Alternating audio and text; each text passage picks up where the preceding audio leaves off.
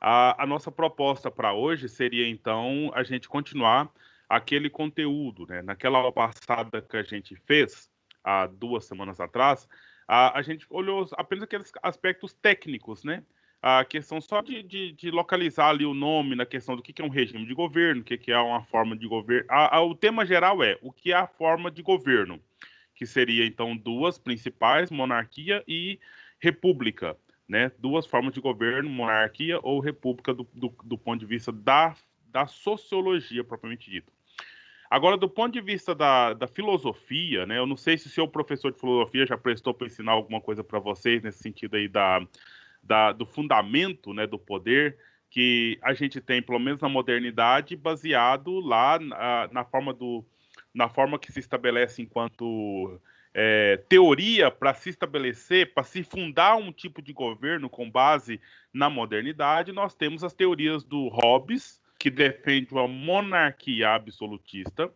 Nós temos o Locke, que defende uma monarquia constitucional, portanto, limitada. E nós temos o Rousseau, que defende, então, uma república. Portanto, então, é totalmente contrária à ideia de monarquia.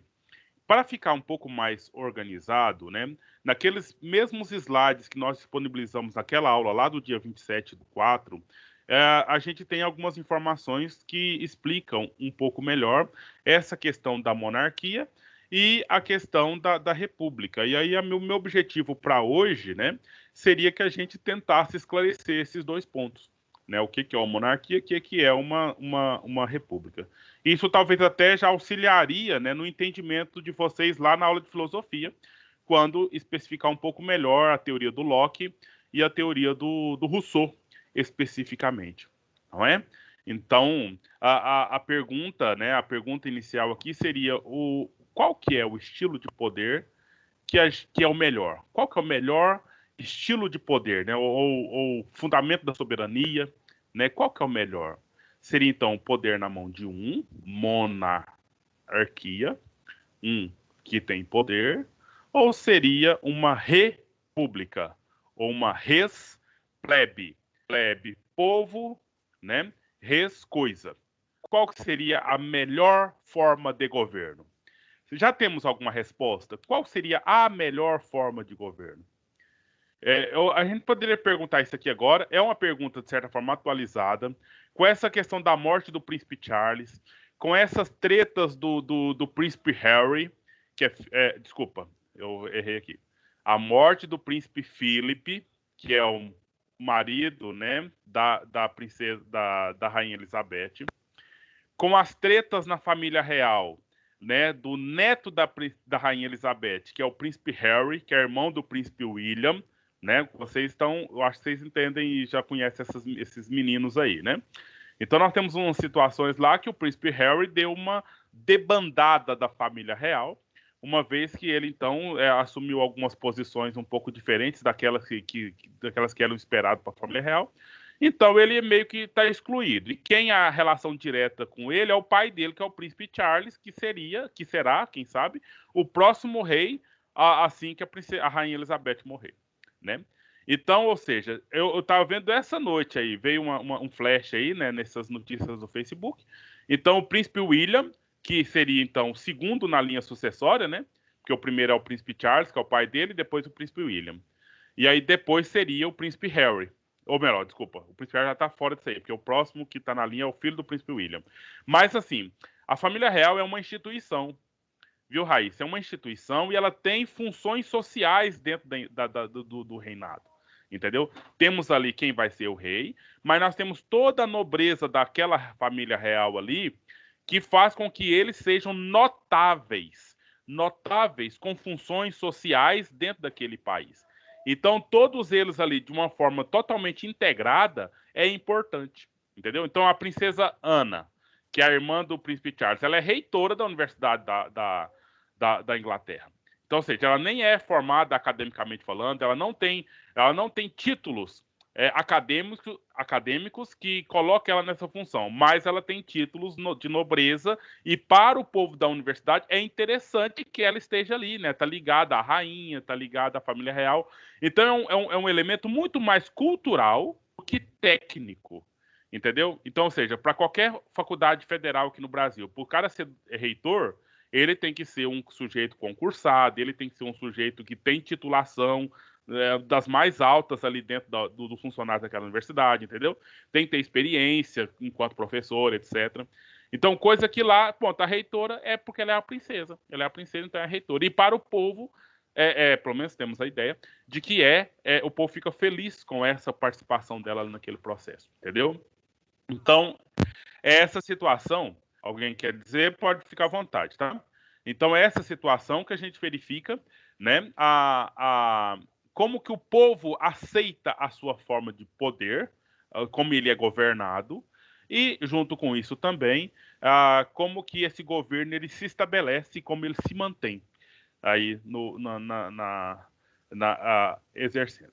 Eu queria só, antes de continuar, que vocês me lembrassem quais são aquelas 3 características básicas do Estado para dizer é Estado. Quais são as 3 características básicas? Tem várias características, mas 3 não pode faltar. Tem que ter essas 3, porque senão não pode ser considerado Estado. Aí vocês dão uma olhada aí, por favor, enquanto eu vou transmitir na tela aqui para a gente prosseguir.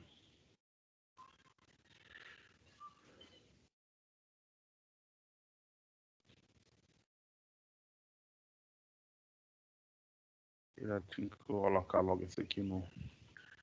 Quais são as 3 características, meninos e meninas? Povo, território e soberania. Leis. Justamente. Acho que teve um equívoco aí. Até alguém já, uma voz feminina aí, corrigiu. Território é característica do Estado, mas não é essencial. Entendeu? Então, o território não faz parte das 3 que eu estou chamando aqui. Mas as leis fazem parte. Entendeu? Então, pega 2 respostas aí que o rapaz disse, que é povo e soberania. Então, governante e governados. Agora, o que vai, então, mediar essa relação entre governante e governado? Aí é o terceiro item que foi dito, que é a lei. Então, as leis. Professor, o senhor pode repetir, por favor, as 3 de novo? Então, nós temos que ter povo, governo e leis. Essas são essenciais. Não pode faltar nenhuma dessas 3 para dizer é Estado. É um Estado. Porque se falta uma delas, é um grupo social, né?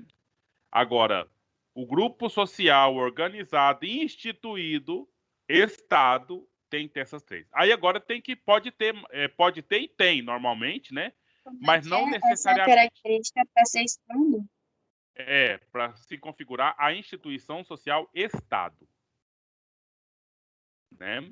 Povo, governo e leis.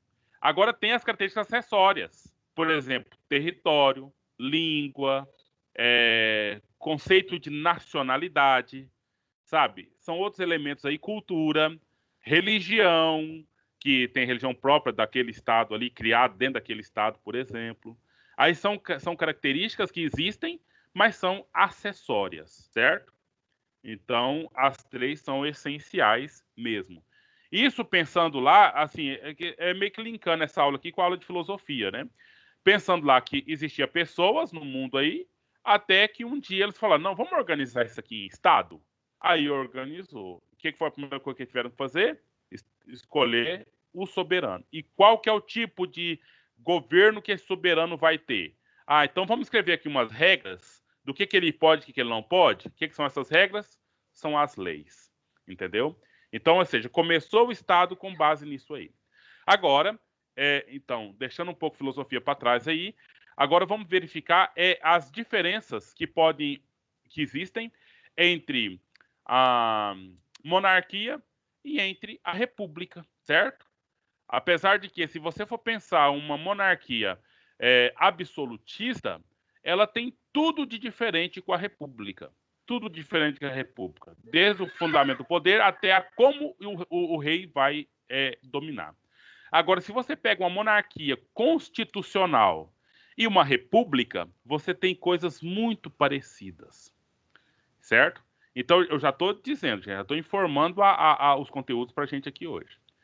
Por que, então, que a monarquia constitucional ela é tão parecida com a república ou ela pode ser parecida com a república? Então, eu já posso dar uma resposta. Foi porque a monarquia constitucional, propriamente dita, ela nasceu justamente para atender os anseios dos liberais, entendeu? A monarquia constitucional, repetindo, né? A monarquia constitucional nasceu para atender aos anseios dos liberais. Porque, na verdade verdadeira, os liberais já queriam a república de uma vez, entendeu? Mas a própria monarquia se organizou a ponto de não perder aquele poder que ela já tinha. Ela apenas, então, o que ela fez? Cedeu parte do seu poder para assumir dentro do governo os liberais. Meninos, ontem eu estava dando uma aula sobre esse assunto mais ou menos, e aí eu perguntei para os meus alunos lá, né, alunos do nível superior ao de vocês, né, quando a gente fala os liberais, alguém de vocês poderia definir para mim, quando eu estou falando os liberais, o que seria isso? Porque aí lá eu percebi que a maioria deles não estavam sabendo do que a gente estava falando na verdade.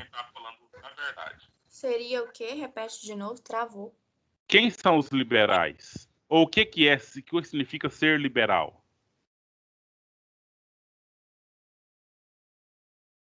Quem gostaria de... Porque talvez a gente tenha que esclarecer um pouco isso, né? Ou não, ou entender que a gente já... Interrompendo. O senhor disse que monarquia constitucionalista foi idealizada pelos liberais? Sim, justamente. Não, eu disse, na verdade, o seguinte, Emily, que foi uma nova configuração da monarquia para atender às exigências dos liberais. Mas aí eu estou preocupado, dizer isso basta? Porque a minha pergunta é, quem são esses liberais? O que significa dizer sou um liberal? Professor, seria tipo uma defesa de algum ponto de vista, de alguma coisa assim? Sim. Agora, o que mais importante agora é que ponto de vista é esse, né? Mas é isso, né? Agora, vamos definir. Eu sei do contexto histórico dos liberais, que eram as pessoas que queriam ter, tipo que uma revolução na sociedade, no governo. Eles queriam ter mais direitos, queriam ter mais segurança, essas coisas assim. Só que, tipo assim, eles não estavam a fim de conquistar isso de uma forma calma, de uma forma tranquila. Eles queriam revolução. Uhum. Pois é, mas quem são essas Professor, pessoas? foram membros do liberalismo, que foi uma teoria que surgiu. Ela propõe a pouca intervenção do Estado, é isso? Né? Não é bem pouca, não. É quase que nenhuma mesmo, né? É no sentido assim de não. Aí nós já estamos dando forma para a coisa aí. Foi uma revolução? Foi. Por quê? Porque existia bem na Idade Média definida as classes. E que não era bem classes, era estamentos, né? Era algo que já estava muito mais definido que uma classe como a gente tem hoje, que uma classe a gente pode mudar de uma classe para outra conforme a situação que ocorra. Naquele momento lá, não. Nós tínhamos estamentos. Nobre, nobre, pobre, pobre, né? Os servos, etc. Mas e por que foi revolução, como a Ana está dizendo aí, Ana Luísa? Revolução por quê? Porque existia um grupo dos pobres, dos servos, que começaram a desenvolver outros tipos de atividades, né? Quem é esses caras? Os burgueses desenvolveram atividades que foram os tornaram superiores no sentido do ganho financeiro, aí, econômico, dos próprios senhores feudais. Esses são os burgueses. Só que acontecia, já tentando responder, se vocês não estão falando, a gente vai falando, e se vocês quiserem, vocês entram na conversa para a gente comentar. Então, o que era o problema da estrutura da sociedade daquele momento ali? A monarquia era absolutista. Esses burgueses, tudo que eles faziam era, de alguma forma, limitado pelas regras da sociedade, da estrutura da sociedade. Entendeu? Aí, então, surge, com base em pensamentos racionalistas, que caminha para o iluminismo, teorias, junto com as questões um pouco anteriores do renascimento, abandono da fé, sabe? Abandono do teocentrismo e assunção do antropocentrismo. Então começaram as ideias liberais. Para liberar o quê? De quê? Liberar o ser humano de toda e qualquer amarra tradicional. Quais eram as amarras tradicionais? Igreja, governo e pensamentos. Entendeu? Então, os liberais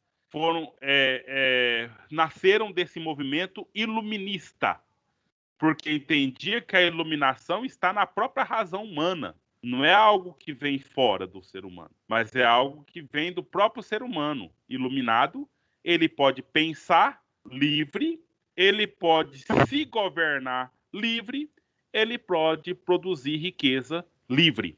Liberalismo. Então, os liberais, agora pegando essa fala um pouquinho da Emily aí, os liberais são aqueles que defendiam que o governo, o Estado, não poderia intervir na economia. Quem determina a economia? As leis do mercado, as leis da oferta e da procura. E pronto. Entendeu? Então, isso provocou alterações terríveis dentro do contexto histórico de lá para cá. Como, por exemplo, terríveis eu estou falando assim, não quero dizer que são ruins, né? Terríveis no sentido de amplas, fortes e densas. Então, por exemplo, alterou a monarquia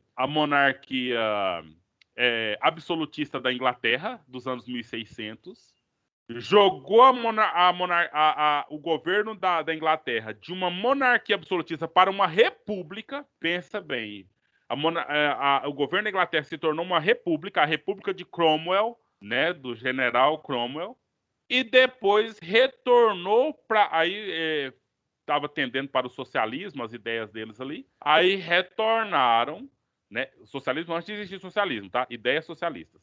Aí retornaram para uma monarquia, mas uma monarquia diferenciada, que é a constitucional. Nessa monarquia constitucional, o que acontece? Temos um rei que governa, mas ele não governa total, ele governa de forma limitada, tem limite. E o limite foi dado por um documento daquela época chamado Right of Bills, né?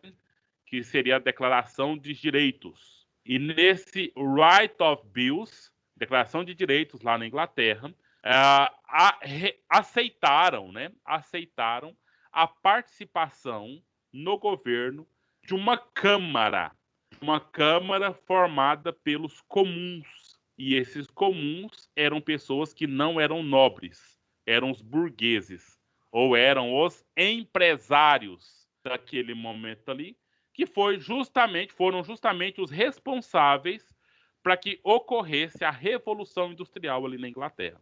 Entendeu? E aí, com base na Revolução Industrial, nos desdobramentos dos frutos dessa Revolução Industrial, nós temos o surgimento do capitalismo enquanto configuração econômica. Certo? Enquanto configuração econômica. Só que toda essa questão aqui que eu estou falando para vocês é para a gente refletir e olhar o que aconteceu com o governo, com a forma de governo. Então, ela foi afetada, ela foi alterada pelas reivindicações dos liberais, entendeu? Aí demos essa volta para, de novo, tentar perguntar para vocês o que são liberais, né? Sim. Repete de novo o conceito de liberais para eu poder anotar aqui, por favor. Ixi, Maria, agora nem valendo dinheiro, acho que eu dou conta. Mas, vamos ver, vamos tentar responder a pergunta, quem são os liberais, né? Então, são homens de negócio. Vamos fazer de forma bem legal aqui. São homens de negócio que nasceram no contexto do feudalismo, que provocaram uma revolução no que se refere à produção.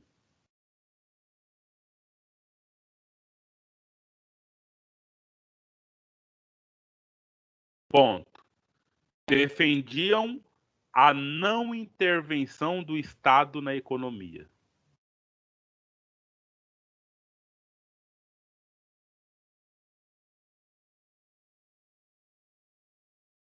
Provocaram alterações no tipo de governo da sua época.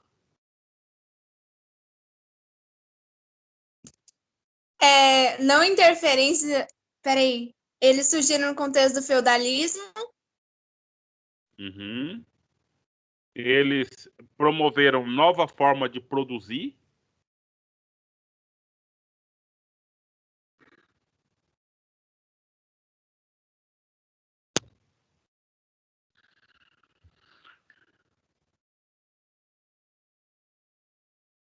Eles defendiam a não intervenção do governo na economia, né? Isso, total. E propunham uma nova forma de economia? Como é que é? Nova forma de governo, né? Ou alterações no governo para de modo a acontecer a participação deles, dos liberais. Professor, essa não interferência do Estado na economia é o Estado laico, não é? Não só. Não, na verdade, não mesmo. Bom, é também, Emily, é também, mas é muito mais ligado à questão do Estado na questão econômica. Porque a questão do Estado laico é a questão da religião, tá? Só quero, assim, localizar essa sua fala. O Estado laico é ligado ao Estado não determinar uma religião para o seu povo. Mas essa também era uma determinação dos liberais. Entendeu? Porque a maioria dos liberais, muitos dos liberais, não sei se é a maioria não, mas muitos dos liberais eram calvinistas lá na Inglaterra. Isso nós estamos falando olhando na Inglaterra aqui. Muitos dos liberais eram calvinistas. E lá na Inglaterra, por acaso, existe uma igreja que é da Inglaterra, a igreja anglicana. Entendeu? E aí tinha uma obrigação das pessoas inglesas serem da igreja anglicana. E uma das reivindicações dos liberais é que, olha, eu não quero que o Estado mande em nada na minha vida. Não mande na economia e muito menos na religião. Por isso a defesa do Estado laico. O professor, e eles queriam o poder na mão do povo, né? Não, bom, que povo? Aí que tem que ficar claro, Povo, eles. entendeu? Hã? Eles. Ai, tá tudo bem. Então, que povo que é? O povo rico. Que fique bem evidente essa situação. Eu Porque, não sabia disso. Eu achei que era o povo, todo mundo. não, Povo rico. nunca quiseram o povão. Quiseram o povo que Uai, eram quem que os queria o fatos. povão, então? Eles mesmos, mas no sentido assim, só para derrubar o poder do rei. Derrubando o rei com a força do povão, mas quem é que depois ia governar? O povo rico. Povo Só rico. os liberais, entendeu?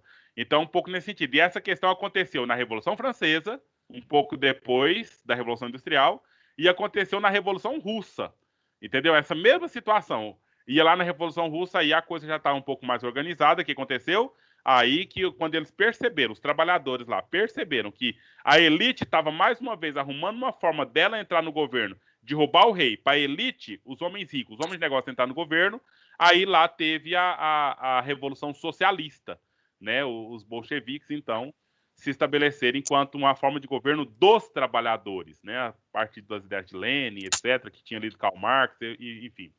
Então, ou seja, na história que nós temos, recente, aí a Rússia foi a que deu a alteração que, de fato, mais ou menos foi o povão. Mas aí teve alguns desdobramentos lá e distorções que acabou fazendo que aquela coisa não vingasse, né? Não desse certo. Mas, e aí, gente? Tá tranquilo por aqui? Professor, Qual que é essa... então, no caso, eles, tipo, defendiam e não aceitava que governo e nem religião colocasse, impunham uma lei sobre eles. Justamente. Livre. Tem que ser livre. Então, não tem instituição que determine nada. Quem vai determinar? A razão. Sabe? Você, iluminada pela sua inteligência, você se orienta, você se organiza. E aí tem as leis do mercado, as leis do capital. Elas que vão determinar. Se tem pobre, problema, inevitável. Como é que eu vou Professor, fazer? mas nesse caso, como eles defendem a ideia de oferta e demanda, isso também inclui o pobre, né? Porque o pobre ele é a maior parte do consumidor. E se ele espera uma demanda para que haja uma oferta justa, ele também espera a participação do pobre para ter essa demanda. Sim, mas aí Bom, eu estou pensando aqui na questão da formulação das leis, né? Quando fala participação no governo, seria na questão da formulação de leis, na formação de de estilo de vida, etc. Aí eu não sei o que você falou, Heitor, na verdade, o que você está pensando aí quando você falou essa questão?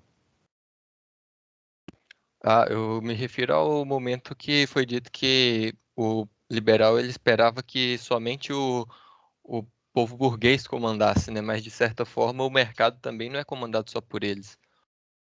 Ah, tá. Mas assim, eu só queria que você pensasse, eu não tô promovendo nenhuma discordância, não. Mas você pensasse o seguinte: logo depois da Revolução Industrial, quando o capitalismo entrou nas várias crises que ele entrou, né, e vem entrando aí, então uma das situações lá para resolver o problema dos Estados Unidos na crise, na segunda Revolução Industrial, o que fez? Imperialismo. Ou seja, foi mais uma vez promover a invasão em outros territórios, principalmente território de pobres. Para quê? Pegar lá a matéria-prima, para pegar a mão de obra barata e para vender os produtos ali também, né? Que mesmo sendo pobres, também são consumidores, né?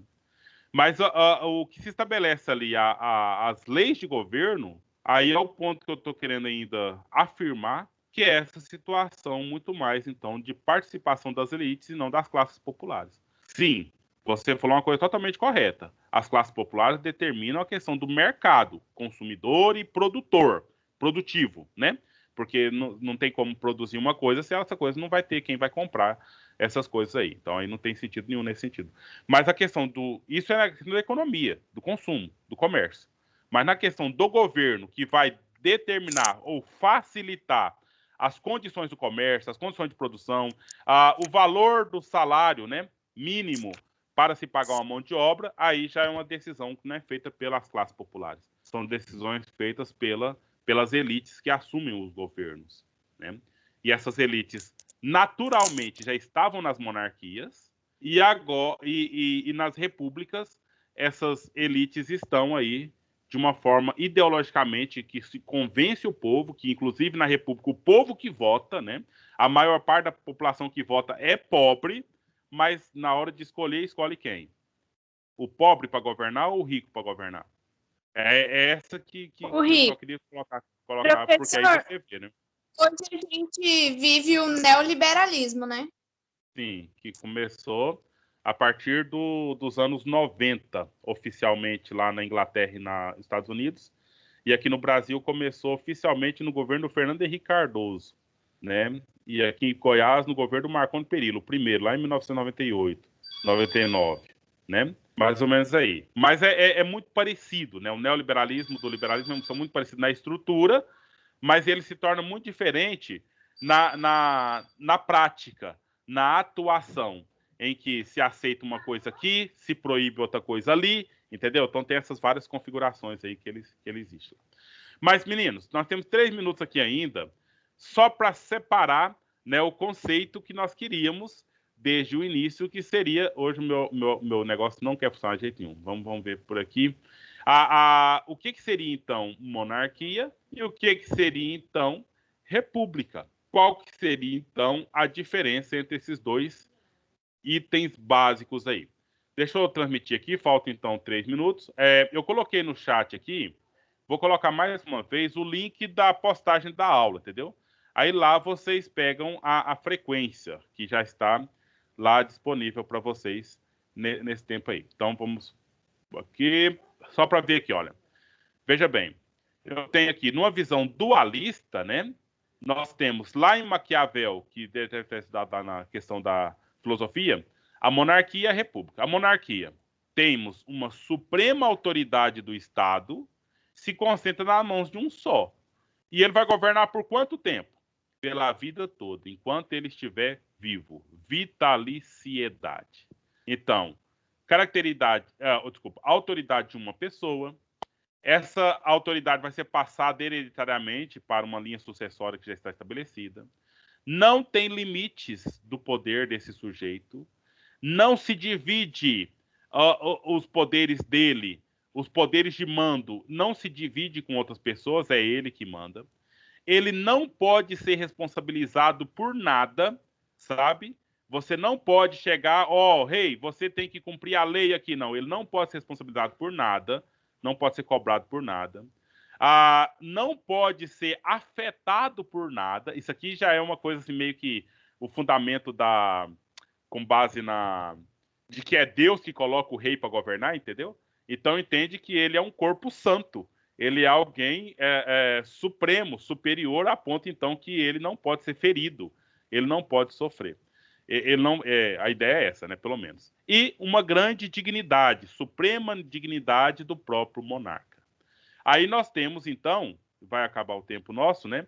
Mas umas monarquias que são absolutas, ou seja, ela é ilimitada, o rei manda sem limite nenhum, total, sozinho, soluto, né? Ab é latim por, soluto só. Então ele governa por si próprio, sozinho mesmo. Mas elas também podem ser limitadas. Aí que surge aquele contexto que eu falei para vocês aqui dos liberais. Os liberais, então, eu quero participar do governo, né? Então, beleza, vamos criar uma constituição, uma lei, e a lei vai falar, o rei manda nisso, e vocês, deputados, mandam naquilo outro. Entendeu? O que governa o país nas monarquias constitucionais, né, que é a maioria da atualmente falando, o que governa o país, na verdade, não é o rei. Quem governa o país é o representante do parlamento. É o primeiro-ministro ali, que é escolhido pelo povo, né? Representante ali do povo. E o rei tem seus governos no que diz respeito à questão cultural ali do país, etc. Entendeu? Entendeu esse ponto, meninos? E se vocês, assim, um minuto só, olha só, e a República? Olha, quem é que vai governar? É um chefe que é eleito. E o governo dele tem tempo determinado. Entendeu? Então, se você gosta do Bolsonaro enquanto presidente, ele tem mais 2 anos de governo, no máximo mais 6, e pronto. Né? Se você não gosta, só falta 2 anos e no máximo só falta 6, e pronto. Né? Para ele ser eleito mais uma vez, ele tem que ser afastado do cargo, participar das eleições, né? Essa coisa toda aí. Agora, se você gosta da Rainha Elizabeth, beleza, ela já viveu muitos anos e pode viver mais ainda. Se você não gosta, tem que esperar ela morrer para você não ter mais ela como governante, né? Então, uma diferencinha simples aí nessa situação. A autoridade de mando é por órgãos distintos, por exemplo, que vai depender sempre da vontade do povo e conforme a organização ali da República, né? E especificamente a nossa República Democrática, ela é a nossa República Democrática que ela é indireta ou representativa. Quem decide? Um grupo que nós elegemos e eles vão tomar as decisões que são relevantes para a gente. Bom, vocês já dão conta de fazer na prova da semana que vem de sociologia a diferença entre monarquia e república? Então vai ser perguntado coisas nesse sentido aí. E aí fica Sim. como aulas da sociologia, né? Então seriam aí, como vocês estão vendo, a aula... a diagnose vai entrar, olha só, aula 11 e aula 13, a prova da semana que vem de sociologia. A de filosofia eu vou ficar devendo depois. Apareceu agora. Isso. Aí a de filosofia eu vou ficar devendo, eu tenho que mandar no grupo depois qual que vai ser as aulas que nós vamos incorporar na prova da semana que vem. Porque não vai ter aula de filosofia essa semana, porque vocês vão fazer autoavaliação na sexta-feira. Sociologia só vai cair monarquia, república, estado. E aquela diagnose passada que é da status social e papel social. Ah, tá. É das tarefas que a gente fez, né? Só das tarefas que a gente fez no segundo bimestre, né? Então, tudo de bom para vocês. Encerrando aí com 3 minutos de atraso, de avanço, né? Até a próxima, se Deus quiser. Tchau. Tchau. Tchau, tchau.